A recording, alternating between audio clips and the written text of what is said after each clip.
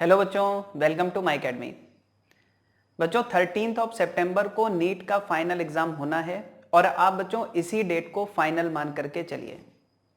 तो बच्चों अगर आप देखो तो अभी से लेके और 13 सितंबर तक अगर हम देखें तो 2 मंथ से ज्यादा का टाइम आपके पास है।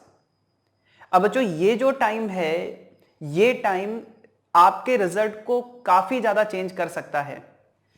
डिपेंड करेगा कि आप इसको किस तरीके से यूटिलाइज करते हो। बच्चों सपोज अगर एक बहुत अच्छा बच्चा है और उसका स्कोर सपोज अभी की डेट में अगर उसका एग्जाम हो, आज एग्जाम हो जाए, सपोज वो 140 130 स्कोर ला रहा है, लेकिन बच्चों अगर 2 मंथ से ज्यादा का टाइम ये जो है, अगर उसे थोड़ी सी भी लापरवाही करता है या फिर रैंडम कुछ भी पढ़ लेता है और एक स्ट्रेटेजी के साथ अगर पढ़ाई नहीं करता है, तो ये मान के चलिए कि उसका स्कोर काफी डाउन भी हो सकता है। और वहीं अगर हम दूसरी तरफ देखें बच्चों कि सपोज कोई ऐसा बच्चा है जिसके 80 90 या 100 के आसपास स्कोर चल रहा है, मतलब कि बहुत अच्छा स्कोर नहीं आ रहा है, लेकिन अगर वो इस टाइम ड्यूरेशन में एक अच्छी स्ट्रेटजी के साथ चलता है, एक अच्छी स्ट्रेटजी के साथ अपनी पढ़ाई करता है, तो डेफिनेटली ये मान के चलिए कि वो 150 प्लस का स्कोर ला सकता है। तो बच्चों एक तो मैं आपसे वो स्ट्रेटजी शेयर करूंगा कि बेस्ट स्ट्रेटजी क्या होनी चाहिए आज की डेट में, जो हम अगले 2 मंथ से ज्यादा का जो अपने पास टाइम है उसमें अगर हम यूज करें, उस स्ट्रेटजी के साथ हम पढ़ाई करें, तो हम अपना स्कोर 150 प्लस लेके आ पाए। तो बच्चों यहां पर अगर आप देखें तो मैंने फिजिक्स को 2 कैटेगरी में डिवाइड किया है। बच्चों एक है कैटेगरी ए और एक है कैटेगरी बी। सबसे पहले तो आप ये समझिए कि कैटेगरी ए में मैंने कौन से टॉपिक्स रखे हैं। बच्चों कैटेगरी ए में जो मैंने टॉपिक्स रखे हैं वो ऐसे टॉपिक हैं जो अगर आप पढ़ें तो उसमें बहुत ज्यादा आपको डिफिकल्टी नहीं होगी, आप उसको कम टाइम में रिवाइज कर सकते हो। और ये मान करके चलिए कि हम जितना टाइम इसके रिवीजन के लिए देंगे उसमें से जो वेटेज है उसका, अगर आप देखें कि आप बहुत कम टाइम में एक चैप्टर रिवाइज कर सकते हैं, बहुत ज्यादा डिफिकल्ट नहीं है, बहुत ज्यादा परेशानी नहीं होगी और इसमें से क्वेश्चंस आने के चांसेस भी काफी ज्यादा हैं। तो बच्चों वो टॉपिक मैंने कैटेगरी ए में रखे हैं, अभी मैं आपको एक एक करके बताऊंगा। और बच्चों कैटेगरी बी अगर हम देखें तो इसमें मैंने वो टॉपिक्स रखे हैं जो आपको पढ़ने में, इनमें वो टॉपिक्स हैं जिसमें या तो आपको पढ़ने में बहुत ज्यादा प्रॉब्लम होती है, या फिर आपको वो टॉपिक डिफिकल्ट लगते हैं, या फिर पढ़ना बहुत ज्यादा पड़ता है और क्वेश्चंस अगर हम देखें तो 1 या 2 आपको मिल रहे हैं, और पढ़ना आपको सपोज कोई भी एक टॉपिक आप ले रहे हैं तो कुछ ऐसे टॉपिक्स भी हैं जो बच्चों 3 डेज 4 डेज का आप टाइम लेके अगर रिवाइज कर रहे हैं तो उसमें से बहुत कम चांस है कि एक क्वेश्चन आपको मिल जाए। तो या फिर बच्चों ऐसे भी कुछ इसमें से चैप्टर्स हैं जिसमें से बहुत ज्यादा डिफिकल्ट क्वेश्चन आपको मिल जाते हैं जो आप उसको सॉल्व नहीं कर पाते हैं, तो इसको मैंने कैटेगरी बी में रखा है। पढ़ना बच्चों अपने को पूरा है, लेकिन कैसे पढ़ना है अब उस पर ध्यान दें। बच्चों अगर हम कैटेगरी ए में बात करें तो यहां पर जैसे पहला टॉपिक आप देख रहे हो यूनिट्स एंड मेजरमेंट। ये बच्चों बहुत आसान सा टॉपिक है, आप इसको अच्छे से रिवाइज कर सकते हो। अच्छा इसमें अगर हम बात करें तो कई बच्चों ने ये बोला था कि सर इसमें स्क्रू गेज और वर्नियर कैलिपर, ये जो एरर का टॉपिक है स्क्रू गेज और वर्नियर कैलिपर, इसमें उनको काफी डिफिकल्टी आ रही है या ये उनको उतना अच्छे से नहीं आता है। लीस्ट काउंट वगैरह तो निकाल लेते हैं, लेकिन जब रीडिंग वगैरह फाइंड करने की बारी आती है तो हमसे नहीं होता है। तो बच्चों इसके लिए आप एक काम कर सकते हैं कि जो वर्नियर कैलिपर है और जो स्क्रू गेज है, बच्चों ये दोनों ही टॉपिक को माई एकेडमी लर्निंग ऐप पर जाकर के आप पढ़ सकते हो। क्या करना है उसके लिए, आप अगर ऐप डाउनलोड कर चुके हैं तो अच्छा है, नहीं किया है तो सबसे पहले माई एकेडमी लर्निंग ऐप डाउनलोड कर लीजिए, लिंक मैंने डिस्क्रिप्शन में दे रखा है।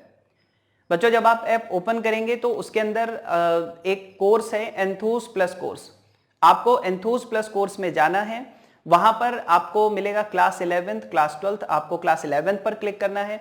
जब आप क्लास 11th के अंदर जाएंगे तो उसमें आपको चैप्टर वाइज कुछ मिलेंगे, तो आपको यूनिट्स एंड मेजरमेंट चैप्टर पे क्लिक करना है। जब बच्चों उस चैप्टर पे आप क्लिक करेंगे तो बहुत सारे उसके अंदर लेक्चर 1 लेक्चर 2 आएगा, तो बिल्कुल लास्ट में आप जाइएगा और वहां पर आप देखिएगा वर्नियर कैलिपर और स्क्रू गेज के कुछ लेक्चर्स हैं।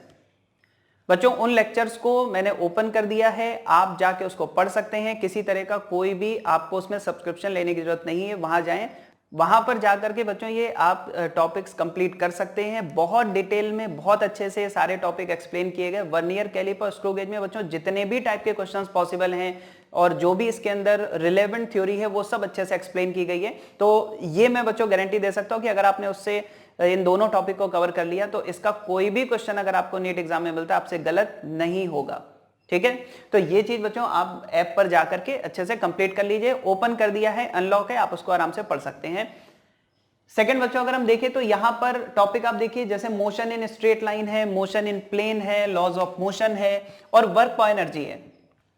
बच्चों ये जो टॉपिक्स हैं आप देखिए, मैकेनिक्स में मैंने केवल इतने टॉपिक यहां पर लिए हैं, यानी कि वर्क एनर्जी पावर तक, ये कैटेगरी ए में रखा है। बच्चों इसमें से कोई भी टॉपिक आप ले लो, बहुत आसानी से बहुत कम टाइम में इनका रिवीजन कर लोगे, चाहे motion in plane, laws of motion, work energy power, motion straight line, बहुत आसानी से आप रिवीजन कर लोगे। बहुत ज्यादा डिफिकल्ट टॉपिक नहीं है। न्यूमेरिकल कहां से करने अभी मैं वो आपको बताऊंगा। ठीक है, अभी के लिए आप बस ये समझिए कि आसानी से हम इसको रिवाइज कर सकते हैं और बहुत कम टाइम में अगर आपने पढ़ रखा है पहले तो फटाफट से आप एक बार नोट्स रिवाइज कर लें और इसमें बहुत ज्यादा डिफिकल्टी आपको नहीं होगी। इसके बाद बच्चों हम देखें तो थर्मल प्रॉपर्टीज ऑफ मैटर और थर्मोडायनेमिक्स एंड केटीजी, ये बच्चों पूरा थर्मल फिजिक्स में आ जाता है। आपको थर्मल फिजिक्स बिल्कुल नहीं छोड़ना है, एक एक पॉइंट इसका बहुत इंपॉर्टेंट है और बहुत आसान है। तो बच्चों इसमें अगर आप देखो तो हीट ट्रांसफर वगैरह सब इसी में आ गया है, thermal properties of matter, thermodynamics, KTG. उसके बाद बच्चों देखें सिंपल हार्मोनिक मोशन, ये भी आपको अच्छे से कंप्लीट करना है। वेव्स को बच्चों मैंने दो कैटेगरी में रखा है, कैटेगरी ए में भी और कैटेगरी बी में भी है। तो आपको करना क्या है, कैटेगरी ए के अंदर वेव्स में आप क्या कंप्लीट करोगे, जैसे बीट्स आपको अच्छे से कंप्लीट करना है, काफी ज्यादा चांस होता है बच्चों इसका क्वेश्चन आने का और आसान है। आप पूरा वेव बिल्कुल स्टार्टिंग से पढ़ने बैठोगे तो आपको प्रॉब्लम होगी, तो बेटर है कि आप पहले बीट्स पढ़ लें। स्टैंडिंग वेव बच्चों, स्टैंडिंग वेव या स्टेशनरी वेव है ना, इसके अंदर आपको क्या पढ़ना है, एक तो स्ट्रिंग्स के जो वाइब्रेशन होते हैं उन्हें कंप्लीट करना है, closed organ pipe, open organ pipe, इनको कंप्लीट करना है। प्लस बच्चों इसमें जितने भी एक्सपेरिमेंट्स हैं, एक्सपेरिमेंट जैसे रेजोनेंस कॉलम ट्यूब एक्सपेरिमेंट हो गया, सोनोमीटर हो गया, ये सब आपको इसमें कंप्लीट करना है। और लास्ट में बच्चों है डॉपलर इफेक्ट। ये बच्चों ऐसे टॉपिक्स हैं जनरली बहुत आसान है, इनको कंप्लीट करना बहुत आसानी से रिवाइज कर लोगे और इनके न्यूमेरिकल्स भी बहुत ज्यादा डिफिकल्ट नहीं होते जिसमें आपको बहुत ज्यादा स्ट्रेस लेना पड़े। तो ये टॉपिक आप बच्चों यहां से कंप्लीट करेंगे। ठीक है, बाकी वेव में अभी कुछ नहीं करना है, वो मैं आपको बाद में बताऊंगा क्या है, केवल इन टॉपिक्स को वेव में कंप्लीट करो।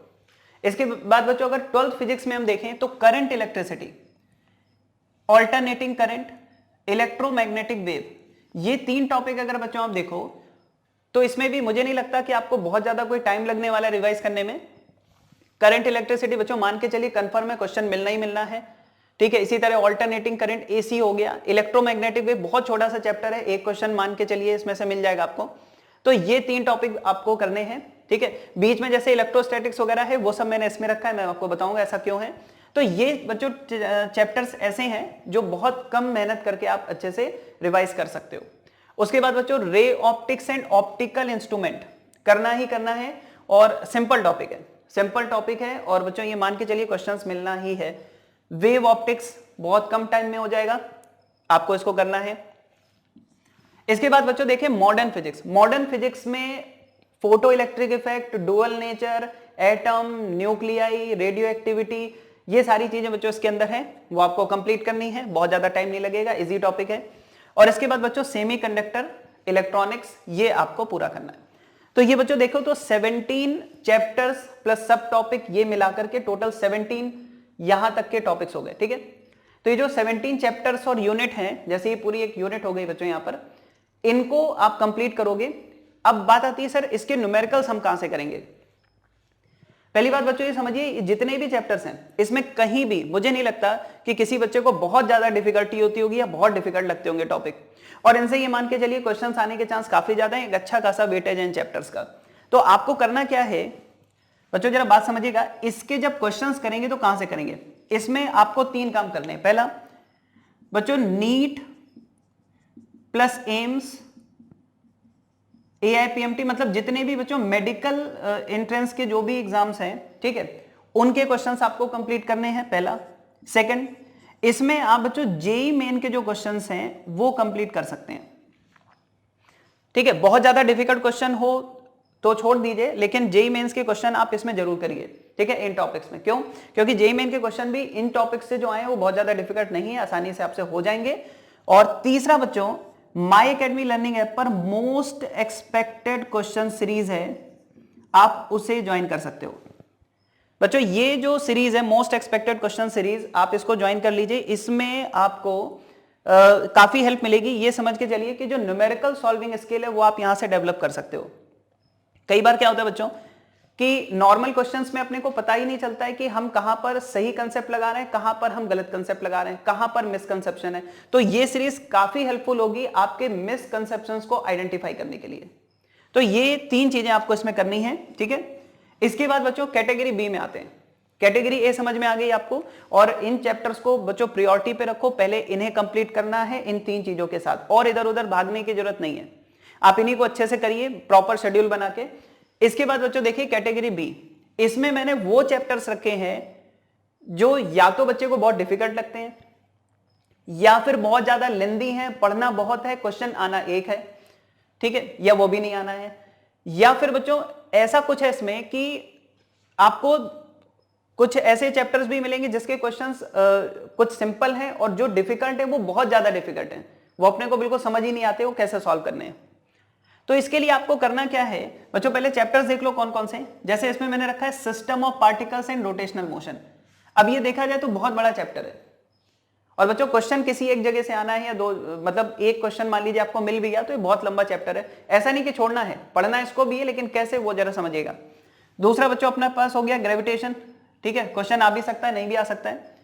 मैकेनिकल प्रॉपर्टीज ऑफ सॉलिड्स, अब इसमें बच्चों इलास्टिसिटी से लेकर के बहुत सारी चीजें इसके अंदर आ जाती है, तो सब मैंने एक साथ इंक्लूड किया है। मैकेनिकल प्रॉपर्टीज ऑफ फ्लूइड, अब आप समझिए कि मैकेनिकल प्रॉपर्टीज ऑफ सॉलिड से फ्लूइड तक देखें तो सरफेस टेंशन, बर्नौली थ्योरम या फिर इलास्टिसिटी, सारी चीजें इसके अंदर आ जाती हैं। इसके बाद बच्चों यहां पर आपने देखा था कि मैंने वेव्स में कुछ इंपॉर्टेंट पॉइंट्स आपको बताए थे, ये टॉपिक्स बताए थे जो आपको कैटेगरी ए में रखने हैं, यानी कि इनके लिए हमें जेईई मेन के क्वेश्चंस भी करने हैं। रिमेनिंग अगर हम बच्चों देखें तो रिमेनिंग ऑफ वेव्स, मतलब इसमें जैसे अगर हम पूरा देखेंगे बहुत सारी चीजें वेव में है जो इधर हमने छोड़ दी थी, ठीक है। टाइम टेकिंग है तो बहुत ज्यादा उसमें डिफिकल्टी लेवल मिल भी सकता है, नहीं भी मिल सकता, तो बहुत ज्यादा उस पर नहीं पढ़ना, थोड़ा बहुत काम चल जाएगा, मैं बताऊंगा क्या करना उसमें। तो वो सारी चीजें इधर आ गई हैं।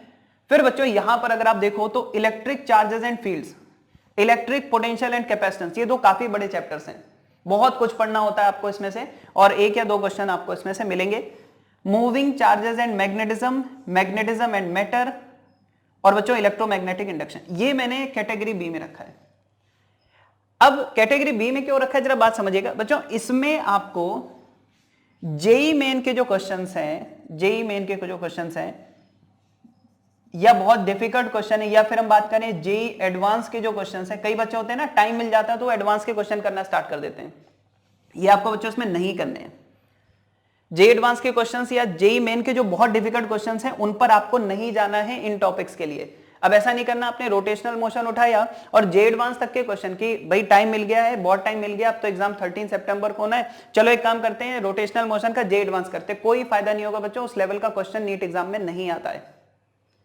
जेईई एडवांस या जेईई मेन के जो बहुत डिफिकल्ट क्वेश्चन हैं वो इन टॉपिक से नीट में नहीं आने वाले, इधर आ सकते हैं जेईई मेन के क्वेश्चन, जेईई एडवांस के तो इधर भी नहीं आएंगे, जेईई मेन के सिंपल लेवल के क्वेश्चंस इसमें आ सकते हैं, बट इधर बच्चों जेईई लेवल के क्वेश्चंस बहुत ज्यादा नहीं उठते हैं, नीट में सिंपल क्वेश्चन आते हैं। तो आपको करना क्या है, इनमें जेईई मेन और जेईई एडवांस के चक्कर में आप मत पड़िए, ठीक है। आपको बच्चों एक तो जो भी मेडिकल एग्जाम्स के क्वेश्चन हैं उन्हें कंप्लीट करना है, प्लस आप इसमें बच्चों वही same most expected question series कर सकते हो माई अकेडमी लर्निंग ऐप पर। ये बच्चों मैं फिर से वही बता रहा हूं कि मोस्ट एक्सपेक्टेड क्वेश्चन सीरीज जो बनाई गई है वो इस तरह से डिजाइन की गई है कि ज्यादातर जगह जहां पर हम ये समझते हैं कि भाई कंसेप्ट ऐसे लगना है वो नहीं लग रहा होता है, तो जो भी मिसकंसेप्शंस हैं उन पर फोकस करती है, तो डेफिनेटली ये आपके स्कोर को, आपके जो न्यूमेरिकल सॉल्विंग स्किल है उसको काफी इंप्रूव कर देगी। तो इसमें आप केवल ये 2 चीजें करें, आप इधर ज्यादा टाइम वेस्ट मत करें जेईई एडवांस लेवल के क्वेश्चंस के लिए। तो बच्चों आई होप कि ये पूरा आपको समझ में आ गया होगा कि जो कैटेगरी ए है उस पर हमें ज्यादा फोकस करना है, उसमें हम जेईई मेन के भी क्वेश्चन सॉल्व करें, टाइम है आपके पास, लेकिन अब आप ये समझिए कि बच्चों मोर देन 2 मंथ्स का टाइम है। अगर हम इन 17 चैप्टर्स में, इन 17 चैप्टर्स प्लस यूनिट जो मैंने आपको बताई इसमें अगर आप ये तीनों चीजें कर ले जाते हो तो आप केवल इन्हीं से एक बहुत अच्छा स्कोर खड़ा कर सकते हो। और इसमें अगर केवल आपने मेडिकल एग्जाम्स के क्वेश्चन, ठीक है, सिंपल लेवल के और मोस्ट एक्सपेक्टेड कर लिए तो आप इधर से भी एक अच्छा स्कोर ले पाएंगे। और ओवरऑल हम देखें तो डेफिनेटली बच्चों ये मान के चलिए अगर आपने अच्छे से स्ट्रेटजी को फॉलो किया तो 150 प्लस स्कोर आप आराम से लेके आएंगे। तो बच्चों सही से प्लान करना है, जो मैंने आपको बताया इसके साथ आप चलें और एक अच्छे स्कोर तक पहुंच पाएंगे। ठीक है, तो टाइम वेस्ट नहीं करना है, रैंडम कुछ भी नहीं उठाना है, और किसी भी चैप्टर का कोई भी लेवल का क्वेश्चन हम करने लगे, उससे बच्चों नीट एग्जाम में कोई बहुत ज्यादा फायदा आपको नहीं होगा। ठीक है, तो जो स्ट्रेटजी मैंने बताई है, चलिए इसके साथ एक एक जो पॉइंट्स आपको बताएं उसको ध्यान रखते हुए अपनी एक प्रॉपर प्लानिंग बनाएं, एक स्ट्रेटजी बनाएं और अच्छे से इस टाइम को यूटिलाइज करें।